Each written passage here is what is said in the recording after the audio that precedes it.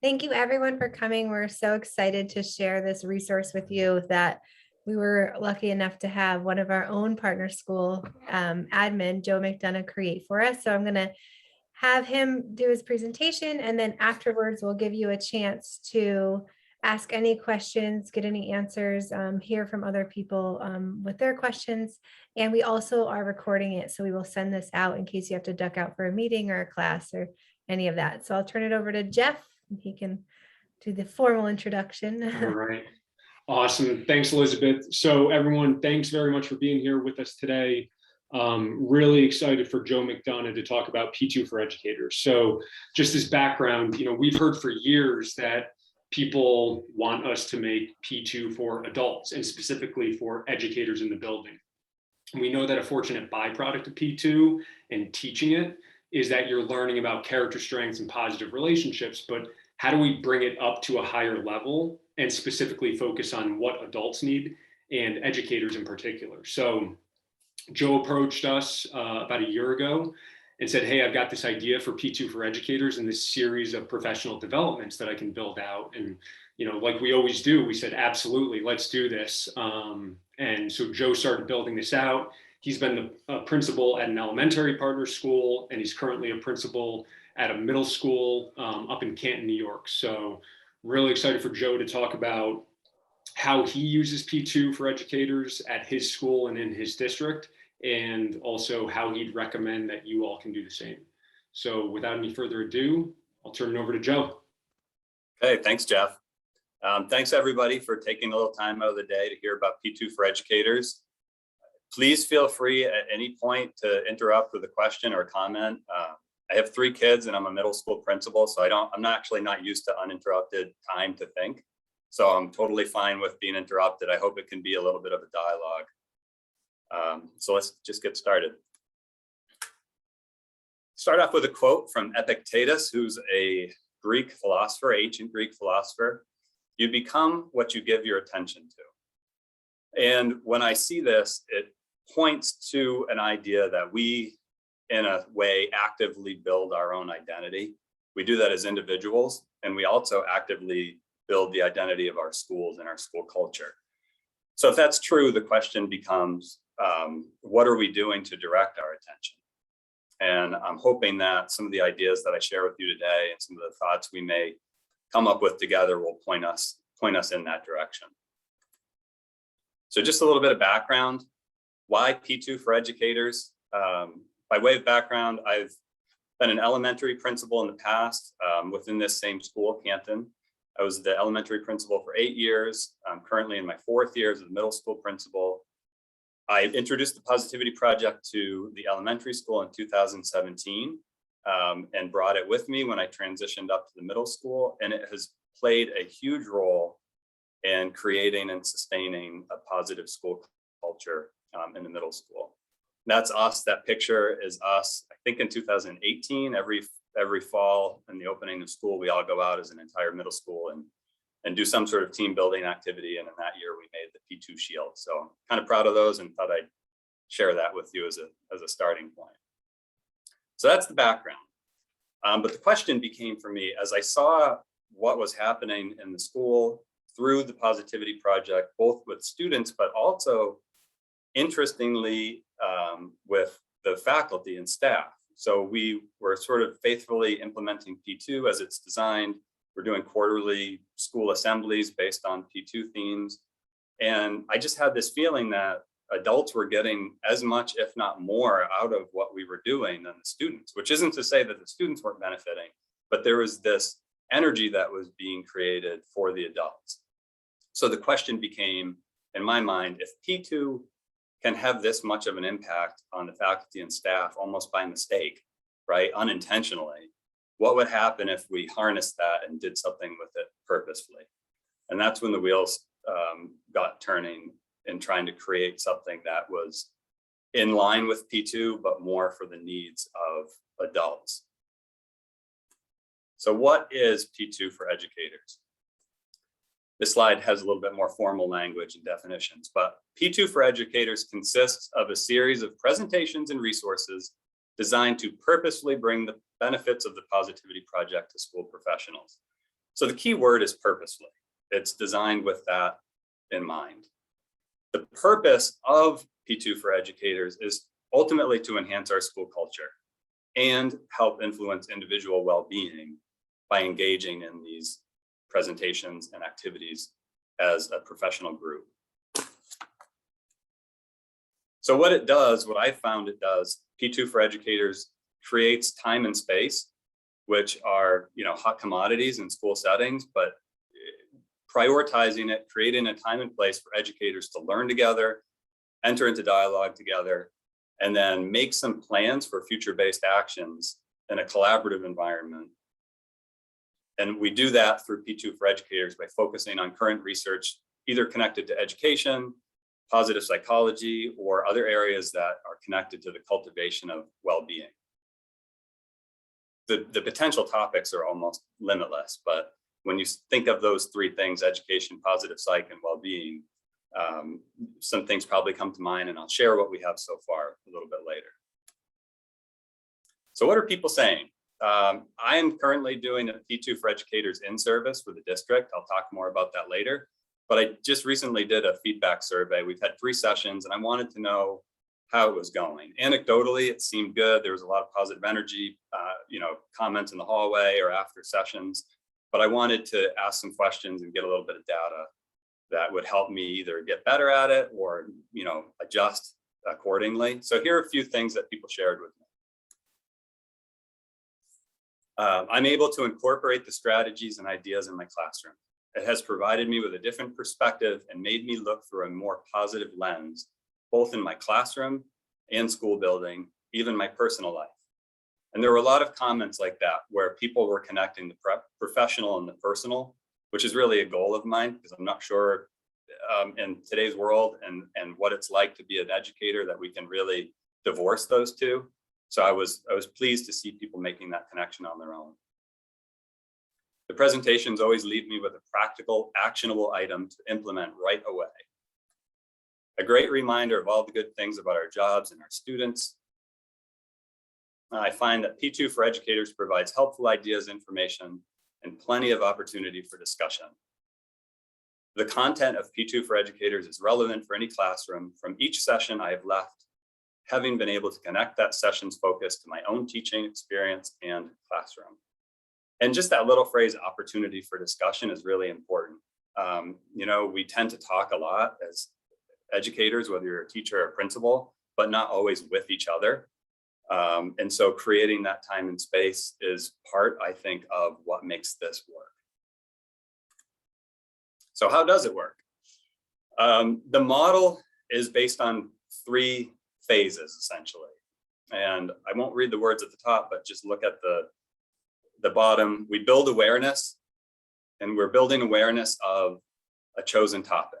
It could be about gratitude. It could be about the negativity bias. And we build awareness as educators who are becoming students. Teaching and learning are kind of 2 sides of the same coin. So there's the awareness building in terms of learning new things, but there's also a large part of that awareness is built through dialogue with each other. At the end, we establish actionable items.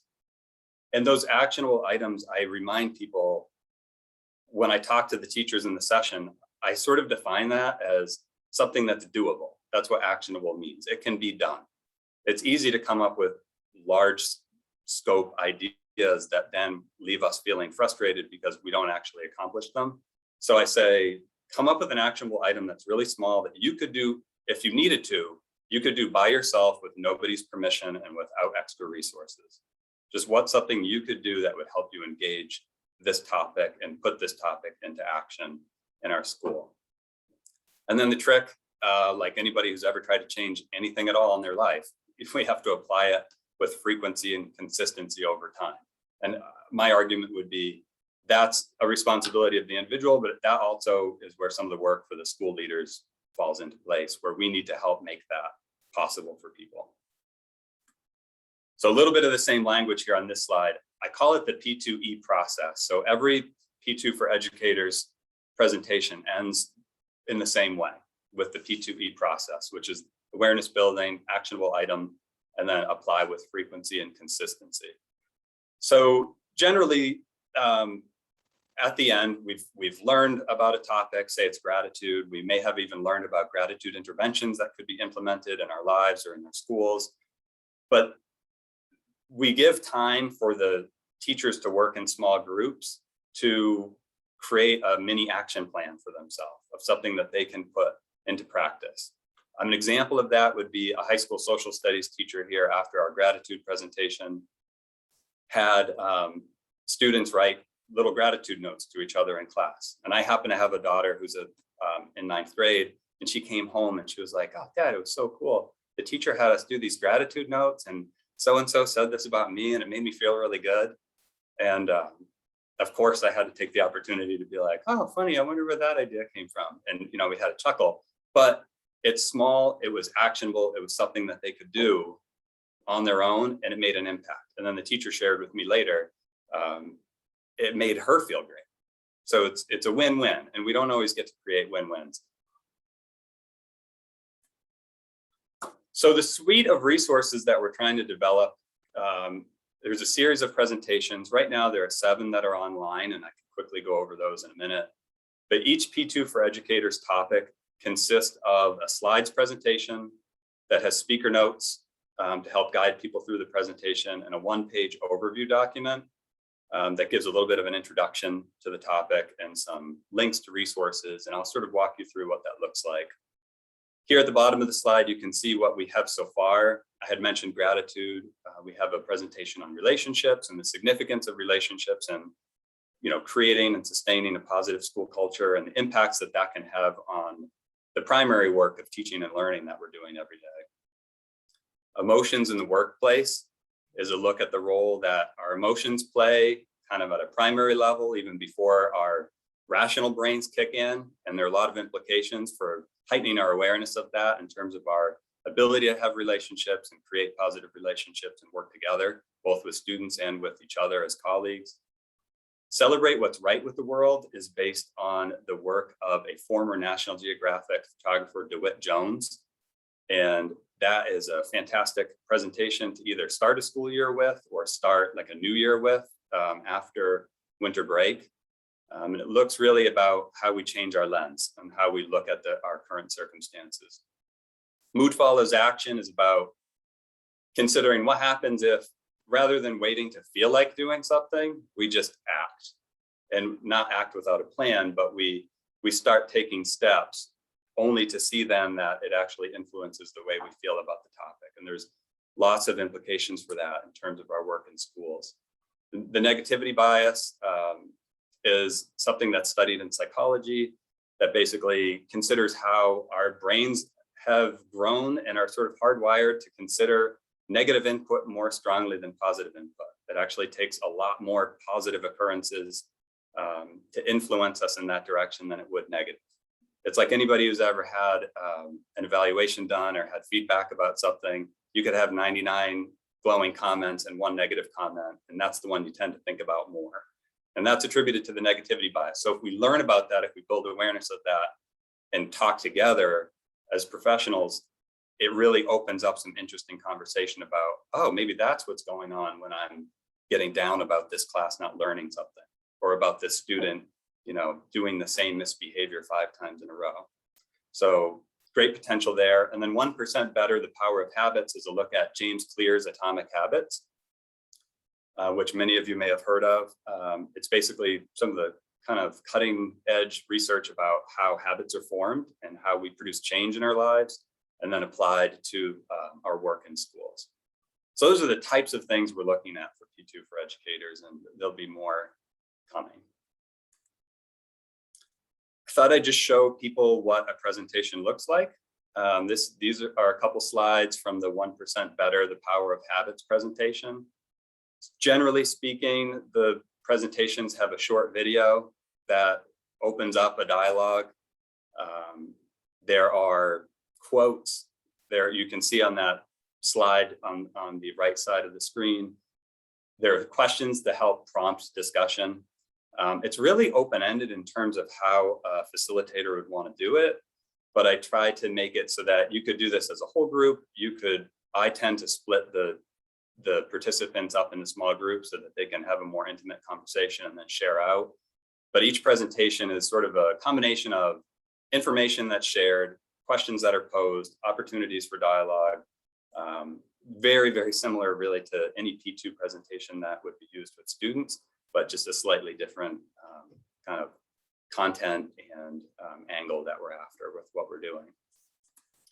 All the presentations have speaker notes, which can be used faithfully or completely ignored. It doesn't matter to me, but I wanted to have something there to help people either make transitions between slides or give you a little bit more information than the audience is getting in terms of going deeper into the content of a slide.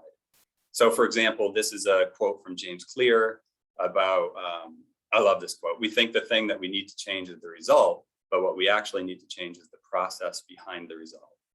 Just that can yield a fairly good conversation and back and forth with your teachers. But there's a little bit more information in the speaker note, a second quote from James Clear saying, "It's useful to know what direction we are all trying to row in, but unless we are actually rowing, it doesn't mean anything." So that's just an example of how a speaker note would kind of help add depth to the presentation and give a principal a little bit of a leg up in terms of knowing more about the topic, because it's hard to sometimes to spend the time to create a presentation like this on your own for your faculty. So I wanted this to be usable for people without kind of following a typical P2 model where some of the heavy lifting, most of the heavy lifting is done first, so that we try to get rid of all the friction so that it's an easy lift for people. This is an example of what an overview document looks like. I tried to just pull out a couple of the pieces. It always has a quote on the top. That's a good conversation starter, sort of the umbrella under which the rest of the presentation exists. You can see the text there, just a brief introduction to let people know what's going on with the presentation. You know, is this something I would be interested in doing? Does this fit what I'm working on with my faculty? And then always try to provide some links to further resources. If people have questions, if people want to know more, I try to put some things on there that would be helpful for people to dig deeper. So how could I use P2 for educators? Like I said, I mean, the sky's the limit in terms of how someone could apply this, and it's designed in a way that could be customizable for you and done in whatever way your school works. I've used parts of these presentations as components of faculty meetings. I've used it as a standalone session, both in person and through Zoom.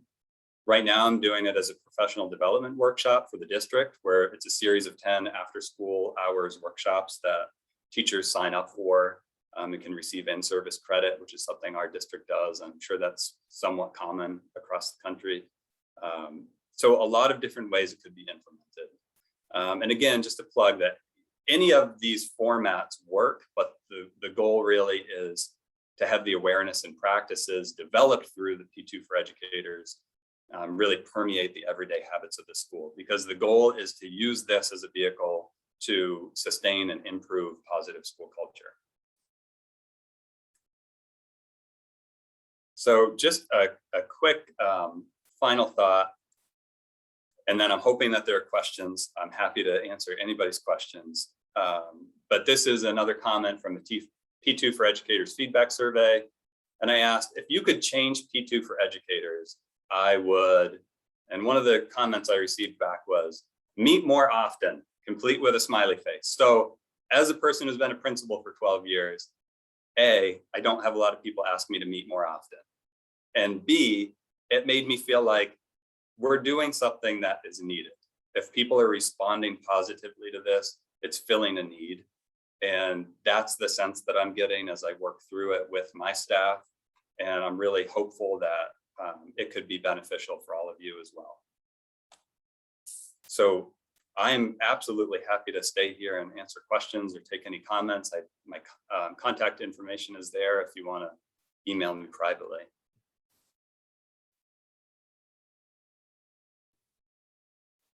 Awesome. So I have a question, Ed Wolfel in Ohio. So you had options for, you talked about your hour after school for your 10 session staff meeting. if you break it down during a staff meeting, realistically, are you talking an hour? Are you talking a portion of a staff meeting? Have you done it in that regard, or has it just been for the after school session? I have done it. I've done a couple different things. You could do a lot of these presentations. My staff meetings are about 40 minutes long. That's sort of the amount of time allotted contractually. We do them after school. We get 1 hour a month. So if you have an hour, I think you could do any of the presentations. The after school sessions that I'm doing and these PD workshops are about an hour and a half.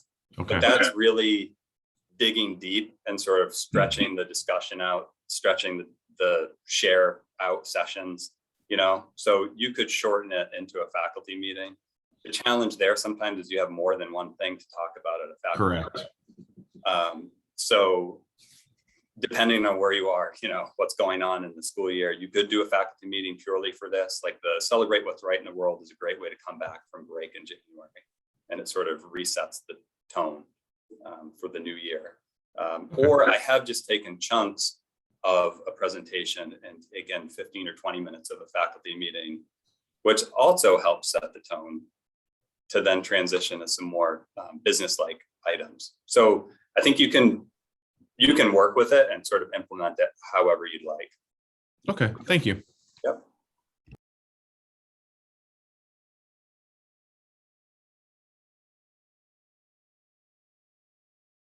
I think there's a couple things on the chat. I'm never quick enough to see that while I'm talking.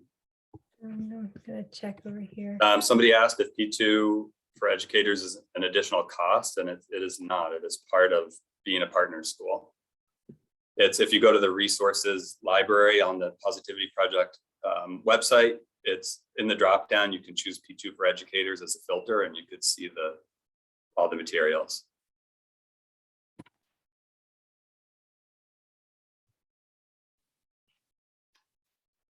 Hey, Joe, can you remove the slides or just minimize it so we can see everybody? Awesome, thanks. I just have to remember how I do that. Stop share probably would work. There you go, perfect. There you go. Joe, I have one question. You mentioned, about principals leading this. What do you think about teachers or counselors or, people besides principals? Yeah, absolutely. I didn't even think about that as I was using that term, but I think it's open for anybody who's in that role or has an inclination to want to be in that role. There's certainly other people in this district that could do it. Even within the school, counselors or psychologists or lead teachers or just, any teacher that has an interest in a specific topic. It wouldn't have to be a principal by any means. One of the whole concepts is just the idea of bringing people together purposefully and engaging on the topic. The topic itself is important, but it's really just a vehicle for the time and the work that's done as a team, and then the action items that are set. It just works. It works in that way as a vehicle for bringing people together. Awesome, thanks. Yeah. Does anyone have questions for Joe? I'm happy to help if people want to reach out at any point. I'd really highly encourage you to try it, or if you are going to try it and you have a question about something, just shoot me an email and I can help you any way I can. All right. And one other question that I have is in terms of an individual using it, because we've heard some people who want individual level training that they can send out to teachers. What would be your recommendation on how to do that as an individual and not in a group setting? I think you could absolutely go through a presentation by yourself. So if you were really interested in learning more about gratitude, for instance, using the P2 for Educators gratitude presentation and the additional resources in the document would be a great start. You could self-teach, you could work through that. I hadn't actually ever considered that usage of it, but there's absolutely no reason that wouldn't work. It could, it could also be something that a small group of teachers want to do on their own. Or in a similar way that people do book studies.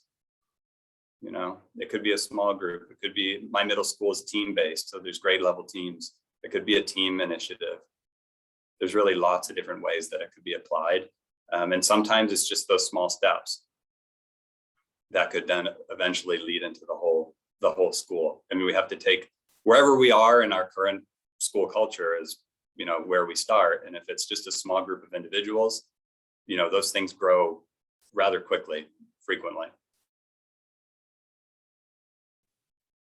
Definitely. Yeah. And it was interesting. We actually got an email last night from a parent of one of our partner schools, and she's a nurse and works in healthcare, asking about if we could do anything for adults in healthcare specifically. So I think something like P2 for educators could be applied to any setting. Absolutely. And these are difficult times. I mean, it has been a very difficult couple of years, and this seems like a natural fit in that time period where we need a focus.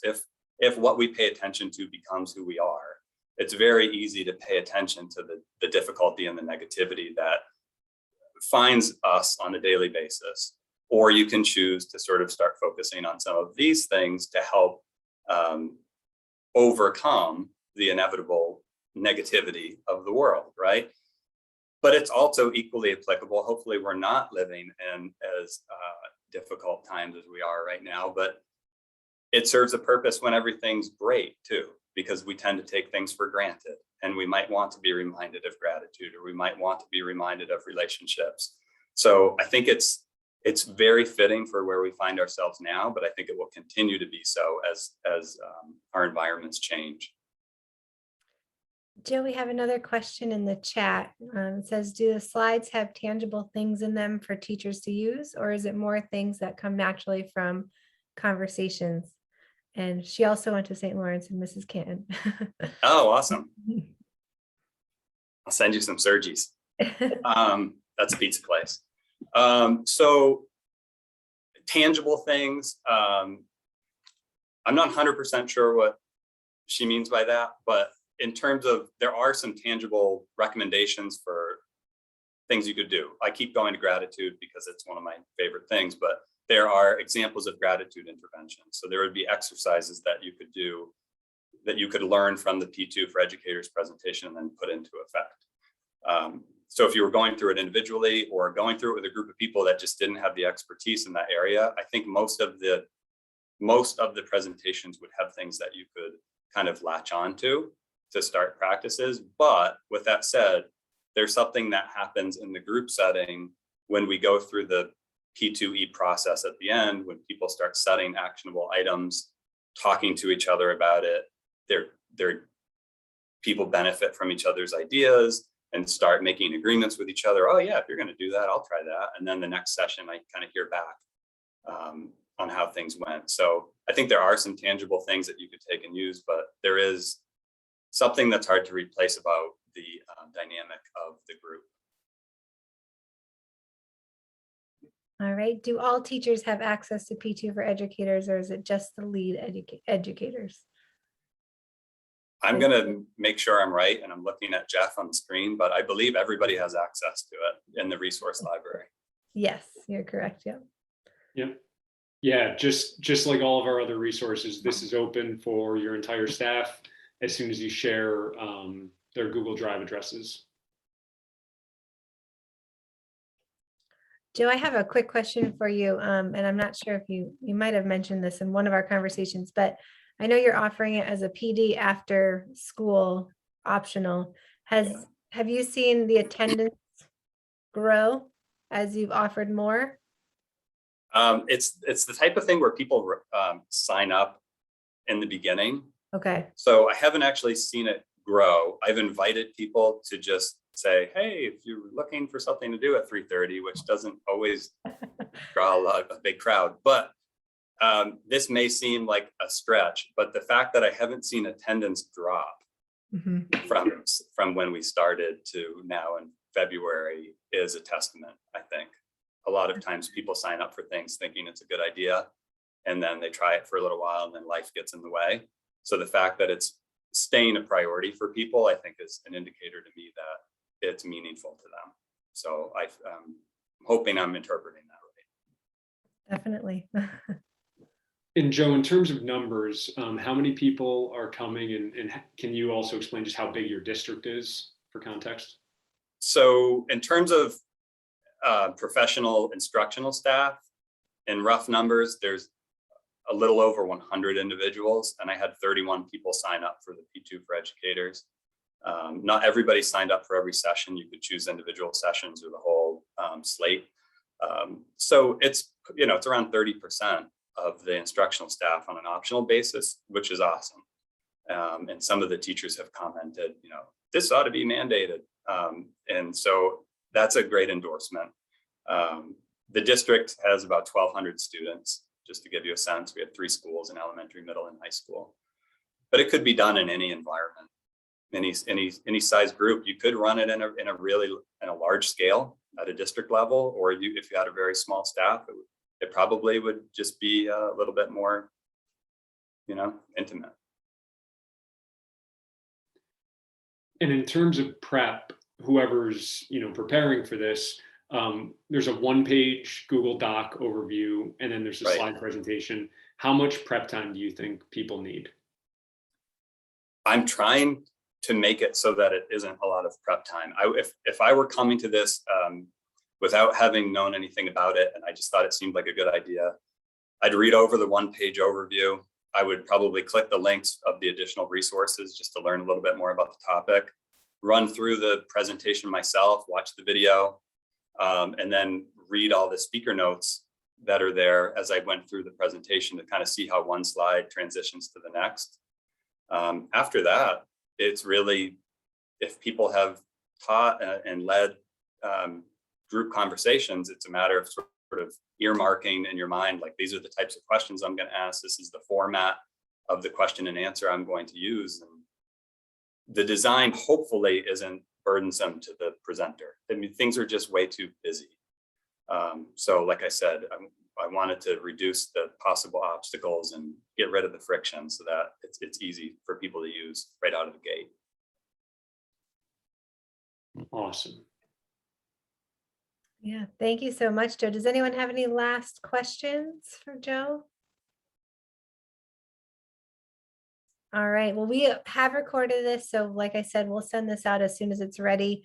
We know a lot of people wanted to see it, but had meetings and classes and such. So we will get that out as soon as possible. And Joe, we can't thank you enough for, first of all, creating it, because it's an incredible resource, and also letting other educators and administrators know, because as you've said, this is an incredible time right now. So Yeah, definitely a valuable resource for the teachers to keep them going. yeah. Well, thank you for letting us do this, and thanks everybody for giving up a little bit of your day. All right. Awesome. Take Thanks, care, everyone. Thanks, Joe.